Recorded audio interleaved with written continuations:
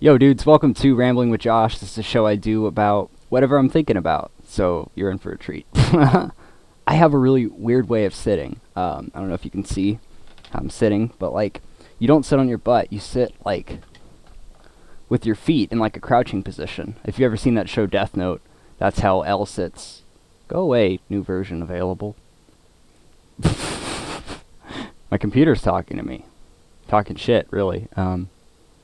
So don't sit in a flat chair because it's really bad for your back, man. And when you're sitting, your brain's in almost like a state of hibernation. Like you stop thinking clearly. If you're not moving your body around, you're not pumping enough blood. If you're not pumping enough blood, you're not getting enough oxygen. If there's not enough oxygen in your brain, you're not thinking, man.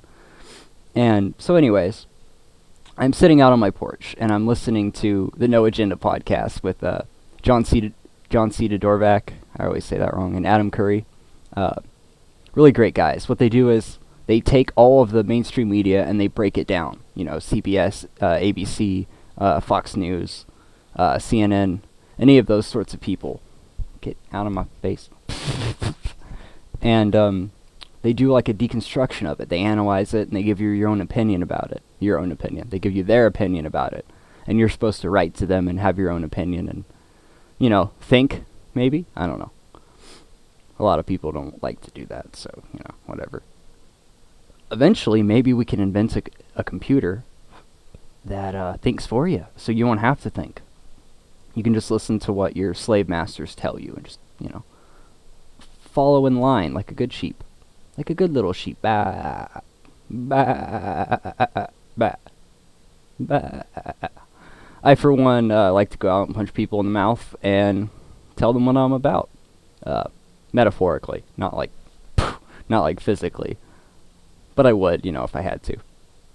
If they were to punch me.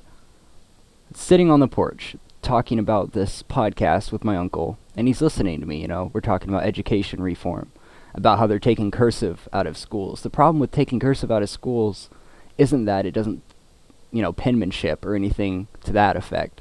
It teaches children that letters and words are connected. That's what cursive teaches you. It teaches you that sentences become paragraphs, and all of that flows, and all of that connects coherently into one concise, you know, operational paragraph, something that actually makes sense. So when you don't do that, and you just do printing, you get this idea that letters are letters, and words are words, and paragraphs, and I have to do this strict formula in order to combine them. That's the only way it works.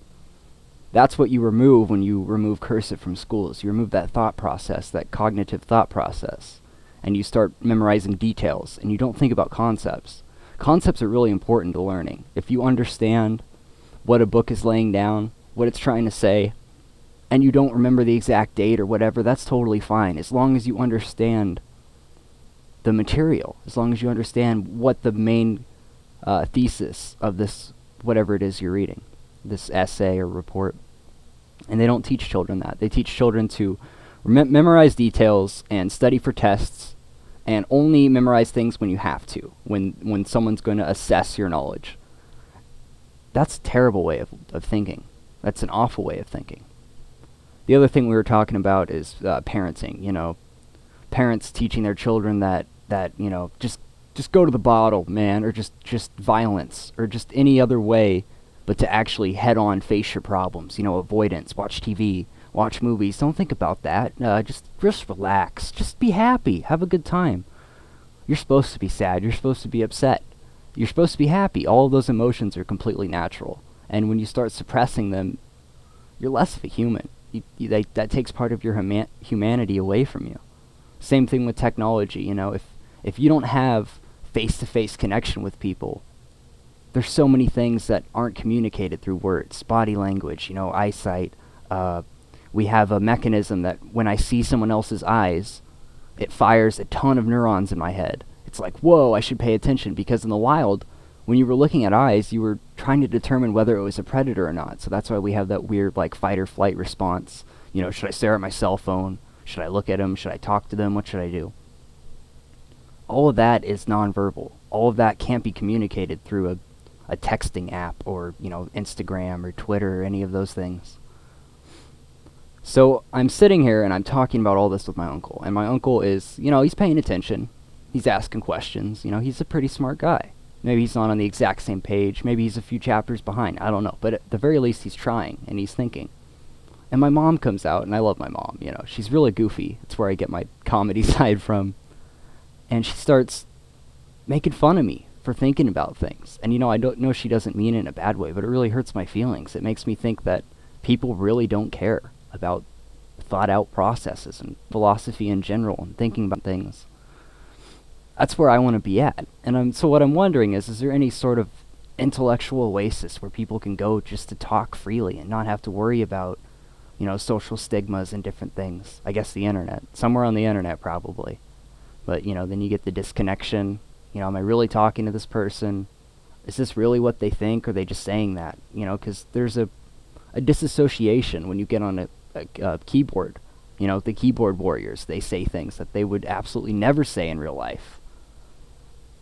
To your face, almost, or to your electronical digitalization of your face. So why is it that when you're thinking about things, when you care about things, that you have to compete with people who aren't? It's the hive mentality, you know? It's like either get in line or get left behind. Follow the herder. If you are a herder and you are not, you know, a day-to-day God-fearing Christian who wears a sweater vest and tells people to be happy, then you're not a good herder. You know, you're the wrong herder. Don't talk to sheep. Don't talk to people. Just stay away from us. I don't know how much vodka I would have to drink and how many episodes of Cops I would have to watch to get down to that level of thinking, but it's way more than I'm willing to. I'm not going to numb myself for other people's benefit. It makes me upset that anyone would want you to do that. So anyways, that's probably enough for episode 1. Let me know what you think in the comment section. You can subscribe if you want. You don't have to. I don't really care. It's not a big deal. Leave a comment, whatever. Hit the like button. You know, I really don't care, honestly. I'm not trying to get famous. This is just for my own benefit, and, you know, maybe you get something out of it too. I'll see you guys next time.